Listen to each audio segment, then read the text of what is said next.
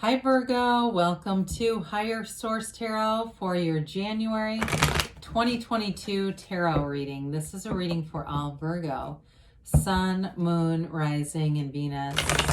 Thank you to all of you for your support. I think of you every day and send you love and positive energy and appreciation. And if you're new here, welcome. I post new readings every Friday, then again on Monday. So if a reading doesn't resonate, come back in a couple of days. You could also watch readings from other parts of your chart. Fridays are always a general reading. Monday is a different style of reading every week. So today's reading will be a more detailed Celtic cross style reading. Other weeks I'll do a love reading. I did a 2022 year predictions reading, and that's fun.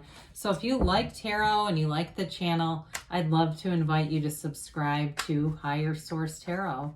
All right, what advice do you have for Virgo? Sun, Moon, Rising, and Venus. What does Virgo need to know, please, for the best and highest good of all concerned with Virgo? Okay, let's do one more.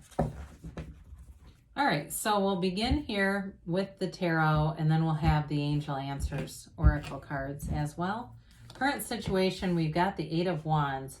The immediate influence is the Four of Swords. You have the World in your destiny. The Queen of Wands is in the distant past. The Four of Wands in the more recent past. The Two of Swords is coming towards you. You're represented by the Six of Cups.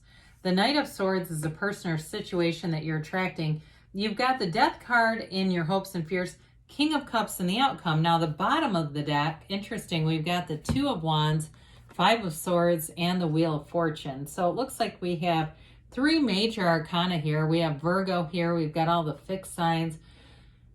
We've got quite a bit of air here. Gemini, Libra, Aquarius, fire, water too. Okay, so with this, I feel like if you've had some conflict, it almost like gave you this jumping off place. It put you into this place of Two of Wands. The Two of Wands is a visionary.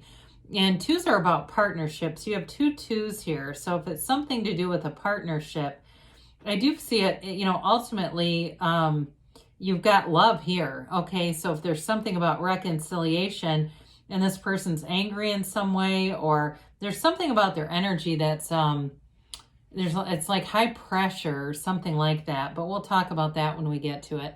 With the Two of Wands, though, that's not a high pressure energy. I'm talking about the Knight of Swords on that, but with the Two of Wands, it really is about being in this place of looking at your life, looking out, and deciding where you want to go. So you may be making decisions, but they lead to expansion. The Five of Swords here is important because part of the expansion, it's not a compatible roommate with conflict. When we're focused on conflict, we'll start attracting more of it. So I do feel like the Five of Swords represents leaving conflict behind, not having to force somebody to see, especially with that Two of Swords, that may be their energy, that they're not willing to see things or they have not been. However, with the Wheel of Fortune, things are moving in your favor. I say it's the Wheel of Fortune, not the Wheel of Misfortune. So with the Wheel of Fortune, it's an energy that embodies success. It embodies things moving forward. Very high vibrational energy too. So with somebody who's struggling in terms of their own energy, and they're limited in their thinking and beliefs, they won't be a match for you. So some of that's in the timing as well, because you definitely have something about manifesting new opportunities, a new beginning. And so with the Wheel of Fortune, it's a very layered card, but ultimately it's about this, the turn of events starts with this wheel, right? The wheel is the wheel of life. That's what it's also called. And this wheel of life represents a portal into the divine. So meditate, quiet your mind. I mentioned in another reading, and now I can remember this better. I watched an interview with a man named Billy Carson, and he's been in a lot of interviews because he was a real estate developer. He got into that, and but he understands energy and vibration. So he started writing all these books and teaching about vibration and meditation. And he talked about doing his own meditation where he envisions a bowl in his mind, and that represents his subconscious. And he sees all the limitations and removes them from the bowl in his meditation and deposits where he wants to go, what he wants to manifest. He swears that is is how he manifests so easily. So again, it's things moving forward with a lot more ease. You've got it here too. So I wasn't just talking about the meditation, that length for no reason. You also have it with the Four of Swords. This is all about getting back to center. Ask and it is given. Knock and the door will open. It begins with the quieting of the mind. You get into that open state. You are a vessel to receive in the Four of Swords. You also, too, with the Four of Swords, release any conflict. It's that emotional release. It's that subconscious release. And your subconscious matters, okay? Because that's really where we're manifesting from. And sometimes people say, well, how do I know what my subconscious holds? Well, look around you. What are your finances like? What's your love like? Your friendship life like? All those things, that'll show you. So with the Four of Swords, you get back to center, you quiet the mind, and the Eight of Wands is that momentum. Because you don't want to get momentum with a chaotic energy. You don't want momentum with like the Five of Swords. That would be really chaotic. The Eight of Wands brings in that energy of expansion, growth, determination. Eights are about vibration. And in this case, it's high vibrational. So you're in this place of being centered, and that high vibrational energy brings in information for you. So some of you, if you've had a falling out with somebody, you may have a new love interest here, or it may be a relationship that picks up that really has nothing to do with this Two of Swords, Knight of Swords. I see that too. You definitely have an energy, though, where you're attracting a lot more reciprocity in your life. People wanting to work with you in some way, wanting to be in harmony with you. There's not with the Six of Cups that we'll talk about in a minute, there's not a competitive energy here. So when we talk about this, when we look at the world, the Wheel of Fortune's a portal into the divine, but so is the Wreath of Victory. They both are. So again, I can't stress that enough. It really is about being in that meditative state. And with the King of Cups, you've got mastery. It's mastery of love and mastery of that beautiful life. There's really no stopping you in that energy. So with the world, it's nirvana. That's in your destiny. Being in this place of manifesting with ease, attracting a life that you're in love with. It's that place of true bliss, of feeling on top of the world, of, again, feeling like everything you've wanted is available and having it now. So there's nothing off limits in the energy of the world. And if you've had a difficult go, or you say, oh, I'm a bit of a worrier, it's hard for me to get into that energy. Well, it doesn't have to be, because it's right here and it's available. It's also a change of perspective.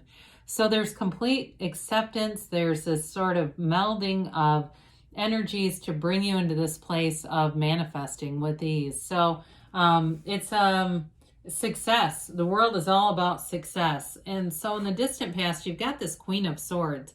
Again, it may have to do with the Two of Swords, Knight of Swords. If there's been a falling out, could be with a female.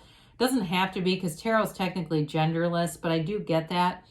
If it's not a love relationship, but it was a falling out, or even the ending of a job, or just the friction at a job, I still feel like you have something new showing up here.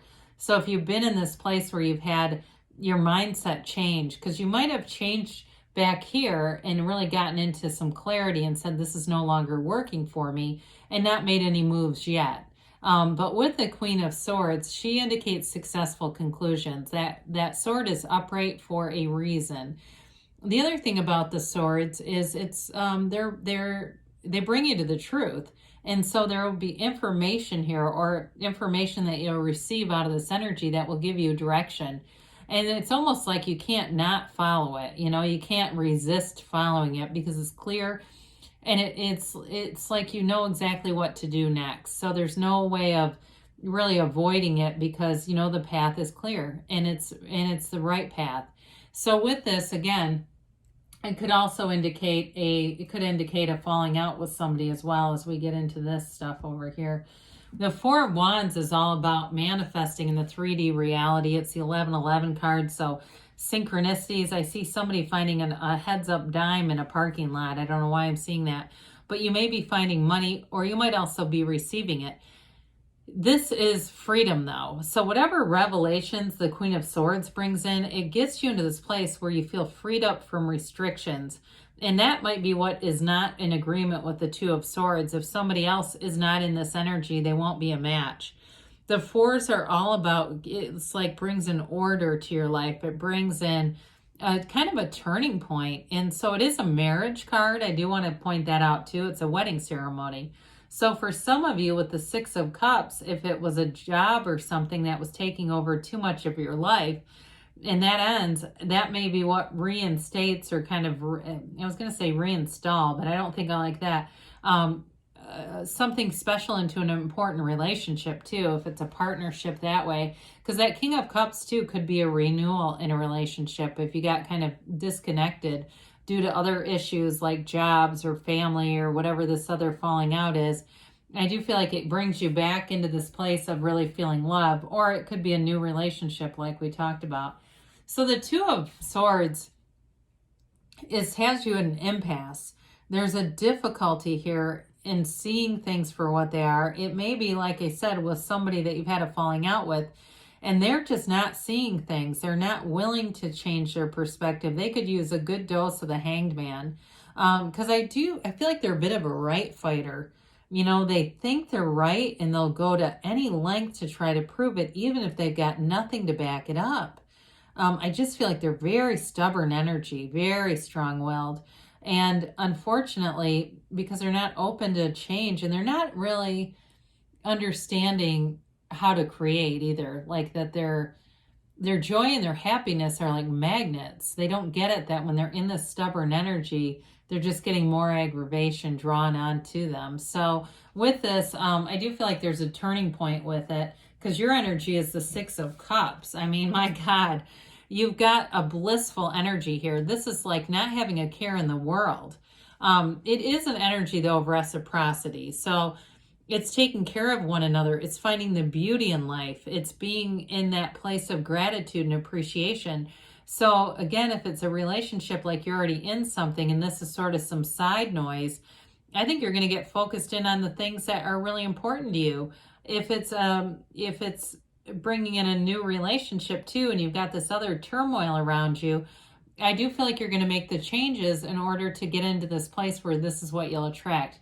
Now, this can be, for some of you, it can indicate nostalgia and thinking of better times and feeling those times. That's also okay, as long as it doesn't make you feel sad. Is if it's like being in that place of just knowing what it feels like to be in love, to be happy, to feel carefree, then that will help you to manifest that again, your circumstances again to that. As long as it doesn't bring in any pangs of oh God, but now it's not like that. So with this Knight of Swords, this is definitely a very bold kind of energy. This can be the kind of energy where somebody sends an email that they regret hitting send. It's like that is forever. It can be, too, somebody who comes across and still, like I said, they're not ready to change. So they're not really ready for a conversation. I would say if somebody approaches you and you're getting this off of them, I don't think you're going to get a new conversation just yet. They're just not ready for it. Others of you, if it was a job situation too that ended aggressively, I still feel like you're manifesting something better with that King of Cups. So with the Death card, you've got transformation here. We must die to be reborn, as we always say. Jesus said that. This is an energy too. You've got that white horse that represents purity, but it moves forward over the chaos. There's a death scene under here. There's literally a king who's dying, and all these people are sad about it. Whatever the change is here, you're moving past the wreckage of the past into something new. And so the Death card is a card that we embrace in the tarot. It lets you let go. Let me let go. I think of that song, Faith Hill. Remember that one? It's quite long. It was from quite a while ago. But with this, it's your higher self telling you to let go, because there's a new day. There's a dawn of a new day. There's a new beginning for you. And it doesn't have to be fraught with conflict at all, because you've got wonderful energy here to move forward and to be in that place of nirvana. So I'd say head straight for it. Now with the King of Cups here, the kings are about mastery of the suit. Cups, of course, we know are about love, but they're also about that great life. And so in this energy, you're in the place of self-development. You're in the place of receiving mature relationships. So a love relationship in this is very mature energy. So if it's one that you needed to get reconnected with due to some conflict with work or a falling out with somebody, you're back into the place of really being in alignment with that, with your own source, which brings you into alignment with the relationship. So I do see relationships overall improving. For others of you, if it's a job situation, if you had a job that ended, the new one that you begin, I feel like your boss is very caring. The people around you are caring. People look out for each other and they want to work together in harmony. There's definitely a blessing in there. It's sort of that whatever ended was really a silver lining. So if you had something that's been giving you some pain, I do feel like you're getting into the place where you'll get a much better understanding and you won't look back. You won't be saying, I wish I was back there again. It really will be that place of the energy, the happy times that you had, that feeling will be embedded in what you have now. So, let's see here what the angels have to say. You've got the situation will improve. Well, I would definitely agree with that because you do have some conflict, but then it ends in a really positive note. You've got success here, so things are definitely moving forward. They say ask your angels, of course. Ask and they'll answer you within the next few weeks, okay? So good things are coming, and they say don't stop, Virgo. You're on the right path. Good things are on the way. I love you, and I'll be back again soon.